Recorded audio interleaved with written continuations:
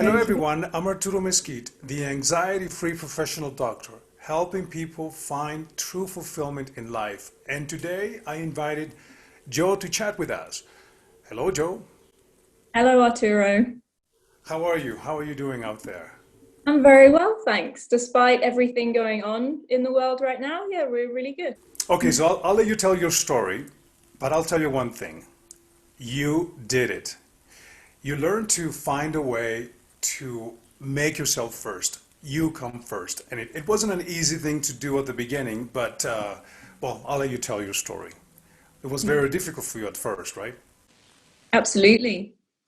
Yeah, absolutely. I felt for such a long time just going blindly through life, relying on others to, in a way, not just show me the way, but to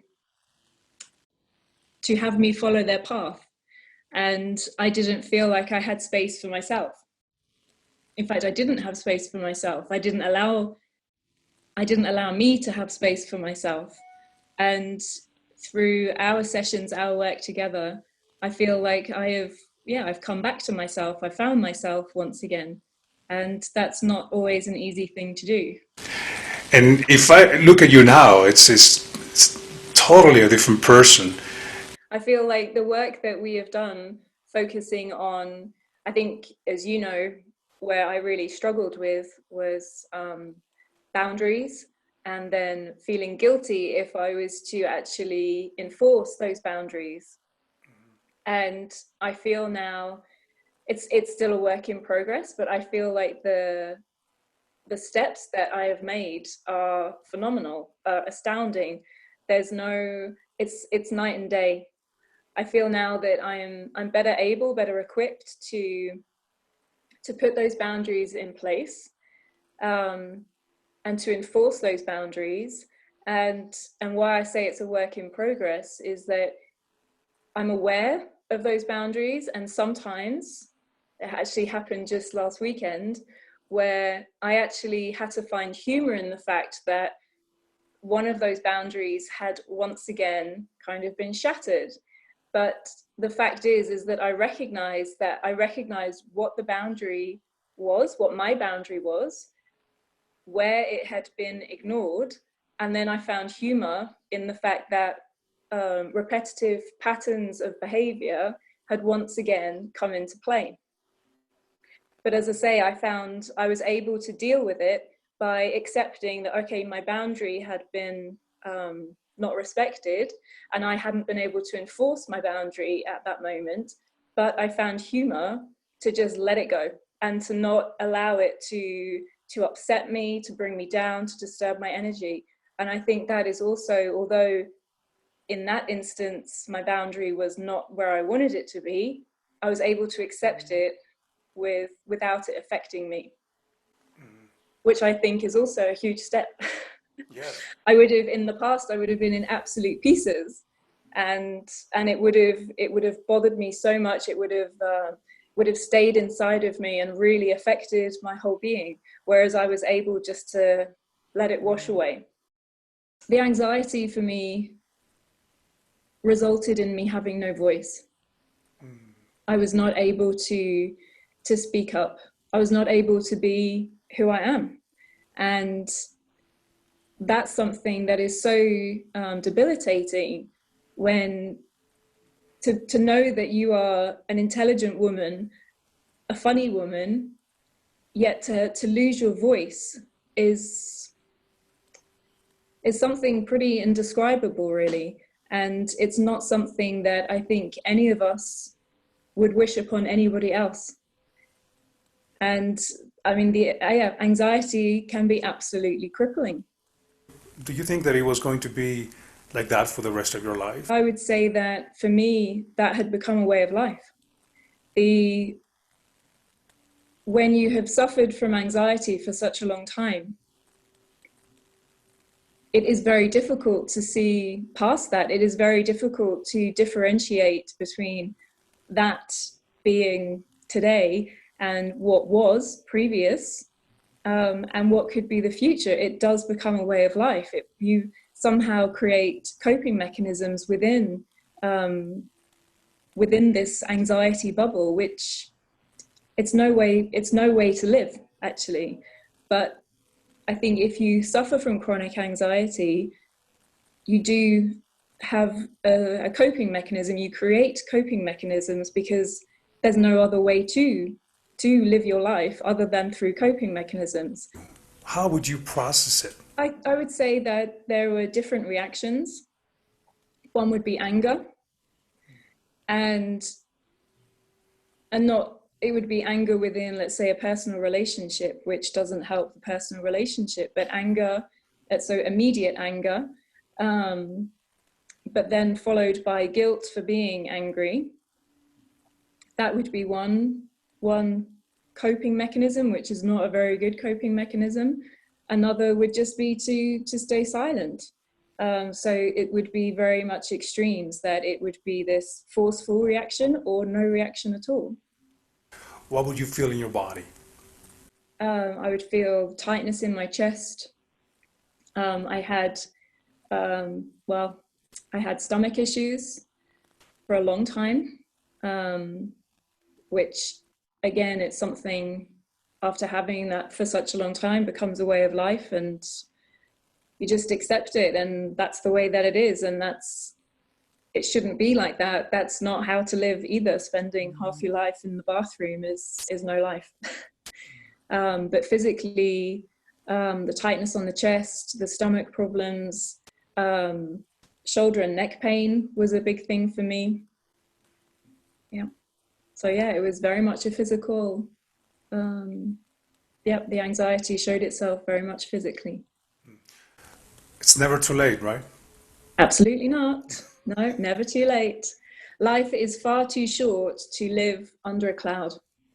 There's no reason to live under that cloud, especially when there is a way out, and that there are people as yourself to help lift that cloud and to help us find our way back to ourselves, because that's something I credit you with, is that you helped me find my way back to myself.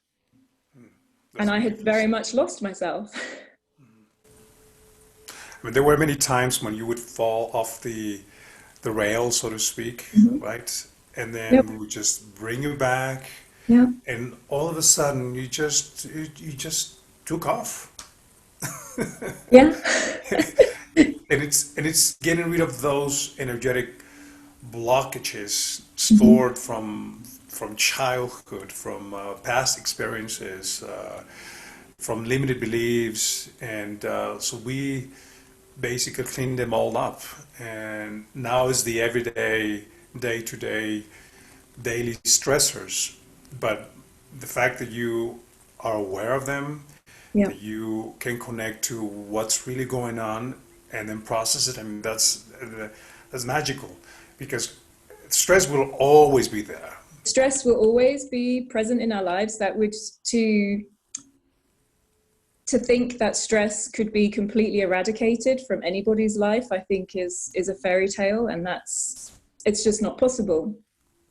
But I think how we can recognize the stresses, recognize the triggers, but also then be able to cope, be able to say, today I need some time for myself. Today my energy is not compatible with your energy, and so I'm going to remove myself from the equation, and I'm just going to stay away and protect myself, protect my energy, rebuild my energy.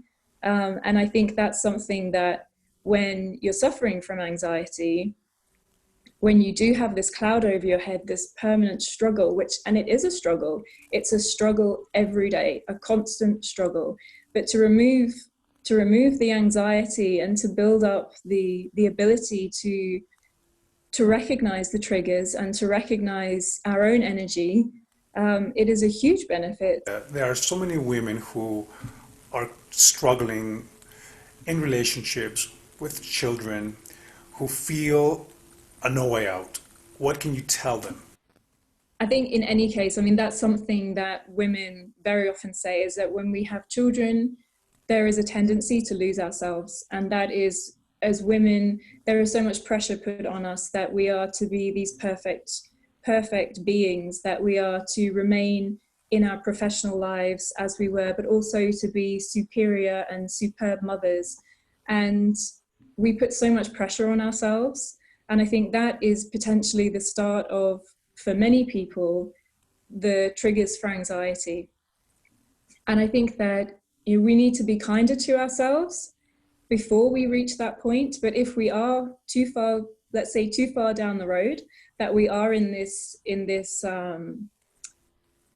merry-go-round of anxiety, we do need to put ourselves first, and we need to recognize that we don't always need to put everyone else above our needs, which again is a tendency.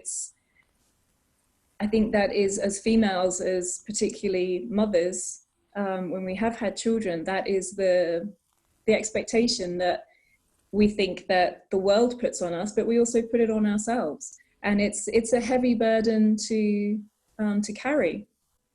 And it's not one that, it's not saying that we don't want it, but it's a heavy burden to carry. And I think if you have a partner who is supportive and who recognizes that potentially you're starting to lose yourself, there's again maybe a pullback to say, okay, hang on, let's put the brakes on here, something's going wrong.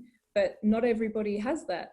And some of us find ourselves way down the line where, in a way, there's no return.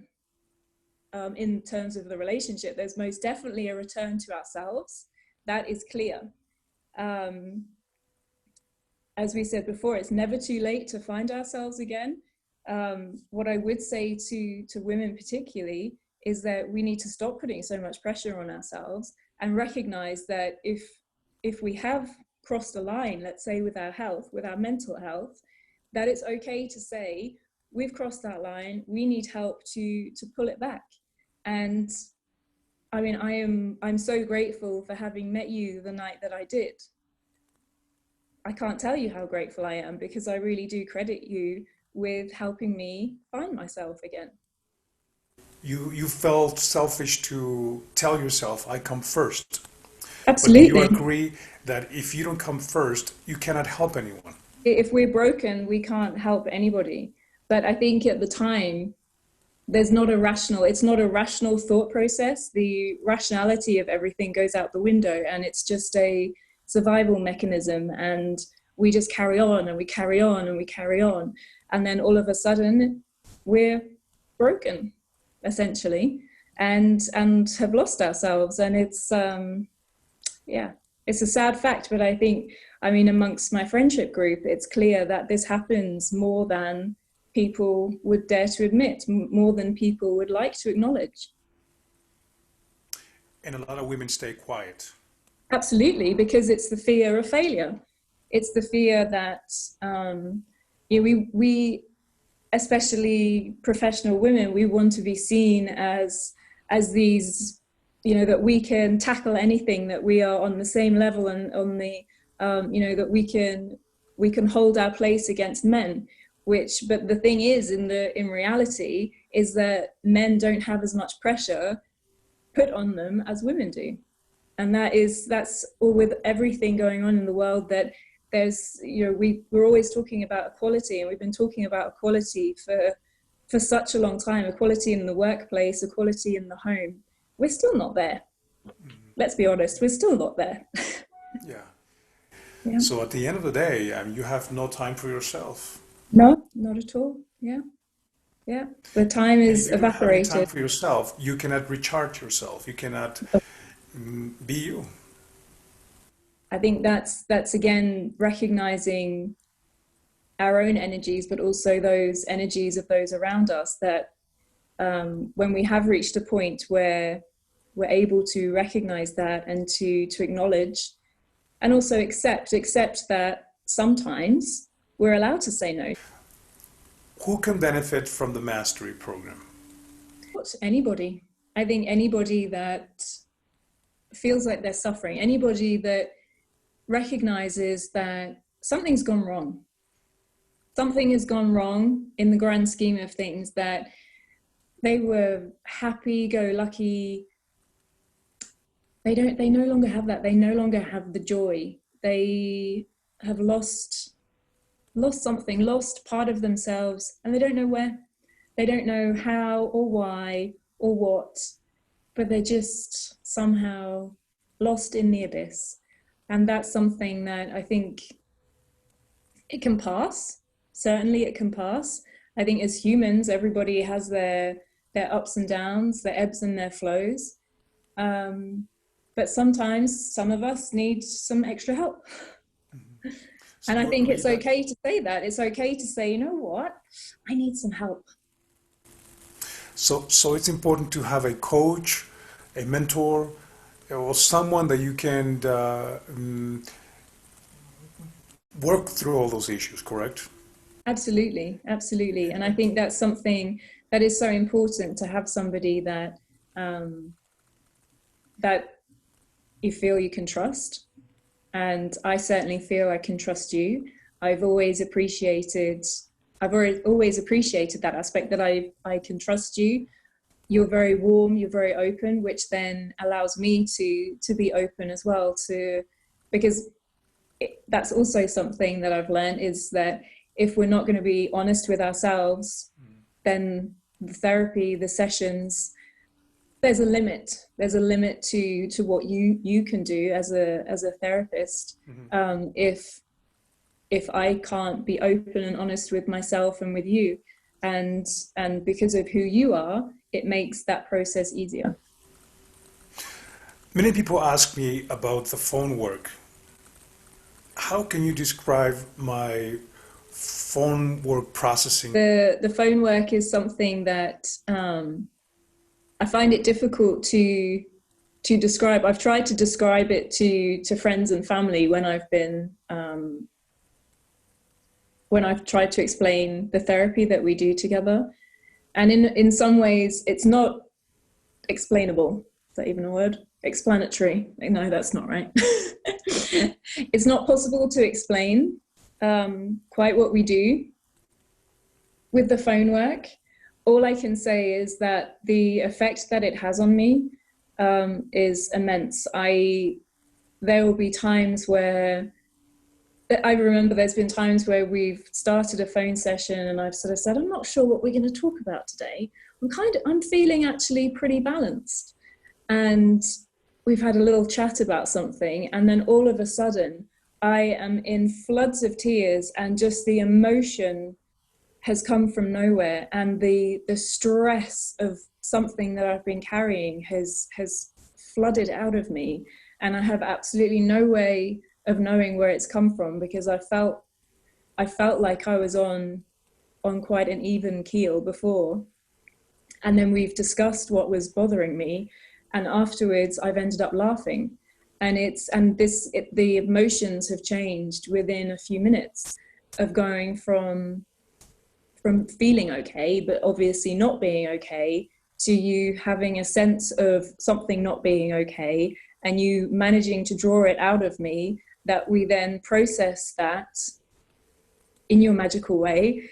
And then I end with a smile on my face and laughing. And I think that's been more or less the pattern of all of our phone sessions, is that there's been this huge emotion that has just come out of nowhere. But I've always ended our sessions with a smile on my face and feeling this huge relief, just lighter. And it's, you need to tell me how you do it. But that's a secret. But at the end of the day, the techniques or the bells and the whistles, it's not important. What's important is that you feel better, that you feel Absolutely. empowered, and that Yeah. you can tackle the world in the best way possible. I mean, that's the bottom line. And because we can talk about technique and how I do it, but at the end of the day, let's just get to work and let's just finish Feeling. off whatever we need to finish off. Yeah. So in other words, there's always something to do when you think you're done, everything is great, la la land. All Yeah. of a sudden, things show up, and Absolutely. that's the good thing about my work, is that I can tune in and see beyond your facade. Yeah, and you really do, because we've had, we make our appointments ahead of time, and I kind of, it'll come to the day, and I'll be thinking, oh, what are we going to talk about now? Because I feel fine, and clearly I don't think there has been ever a time where we've had nothing to talk about, and that we haven't actually done a clearing. Yeah, that has never happened. We've always managed to find something and to draw out the problem. And yeah, there have been many problems. Has the work that we've done together helped you find your balance during the chaotic times that we're dealing with? Yeah, I would say without a doubt. There is no doubt in my mind that if we had not have done the work that we have done together for the last, what is it now? Coming up, well, it's 2.5 years, I think, at least 2.5 years.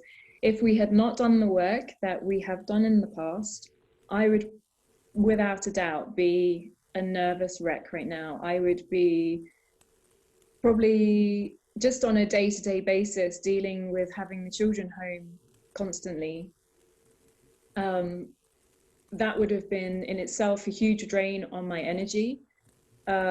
Would have stressed me out no end. I would have been so stressed about their schoolwork, getting everything done. How am I going to do this? How am I going to manage this? And all of those thoughts would have been constantly playing on my mind. Whereas, as it actually has happened, I've loved the time. I really enjoy the time. I am not stressed at all. The kids get their schoolwork done, but without stress. Um, we're just living through it, yeah, I'm really enjoying the time, and I can absolutely put money on it that had we not done the work that we have done, I would not feel like this right now. Any other thoughts that you would like to share with everyone? So we could say that your process is far more efficient than spending years in therapy with a traditional therapist. The positive effect of the work that we do together comes in a much shorter period of time, and without having to go through the rigmarole of dissecting every element of every minute event that has happened in our lives.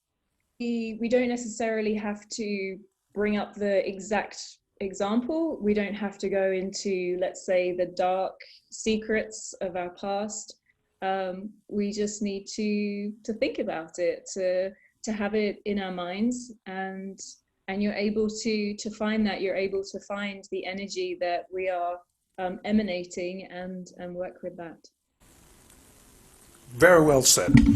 Well, Joe, thank you so much for taking the time to chat about life and your experiences, your anxiety stories, and how you overcame them. And there's always work to do. And honestly, thank you for everything you have helped me with, truly. My pleasure. And let's continue. Yeah, The work shall without continue. All right. absolutely. So you have a good night. And Thank you. till then, bye for now. Bye.